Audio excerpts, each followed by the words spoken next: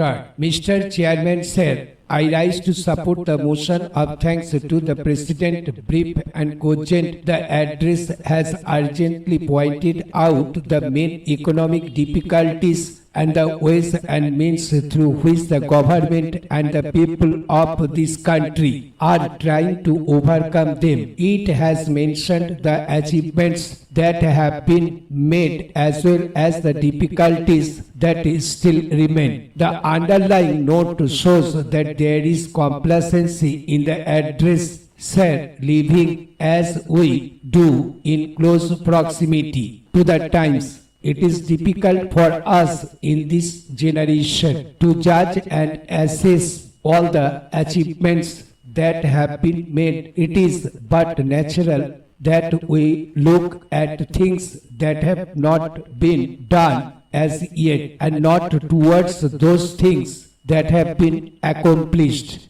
But I dare say that the future will recognize that a great deal has been done in the brief span of only a decade. Para. Sir, the face of rural India is changing far more rapidly than we realize. To my mind, the psychological change that is coming over the people of the country is the most important. The people under foreign domination had lost confidence in their own powers. We had begun to believe that we could not do things. Today we have regained that confidence. We are beginning to realize that it is on our inherent ability that we shall have to rely and that we shall be able to overcome our problems through these means. The President's address has rightly focused attention on the fact that the central and the state budgets are deficit and that our foreign exchanges are being strained at the same time. It is the endeavor of the government to keep the targets of the second plan. Sir, in an admittedly backward country which has to develop in many ways, it is natural and absolutely necessary to have deficit financing. But deficit financing has its commitment evils and the inflationary spiral goes up and up. If not properly checked, it is obviously the endeavor of the government to keep a balance to go in for deficit financing where necessary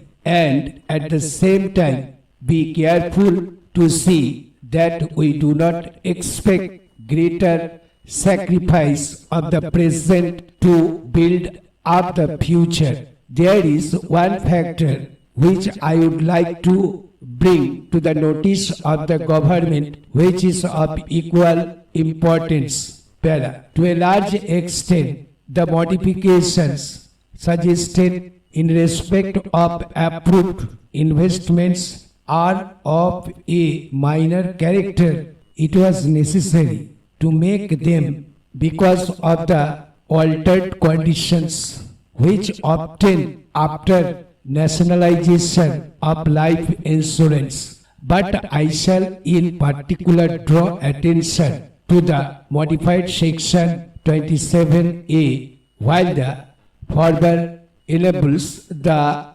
maximum limits of holdings of the corporation in the ordinary shares of the companies to be raised from 10% to 30% of the subscribed ordinary capital. The latter modification will permit the corporation to invest in private limited companies also, with the prior approval of the central government. There are certain other matters pertaining to the investment policy of the Life Insurance Corporation which I feel are of some importance. I shall mention this briefly. To begin with, I would like to make it quite clear that the Life Insurance Corporation shall always keep in mind the provision of Section 6 within bracket 1 of the Life Insurance Corporation Act, which enjoins on it the duty of carrying on its business to the best advantage of the community. Let me be more specific. Whereas the Life Insurance Corporation will always bear in mind that its primary obligation is to its policy holders whose money it holds, it trusts, and will work as far as possible on business principles. It will never lose sight of the fact that as the single largest investor in India, it has to keep before it the interests of the community as a whole. It will therefore invest in ventures which further the social advancement of the country. It will take no parochial view. Its funds are drawn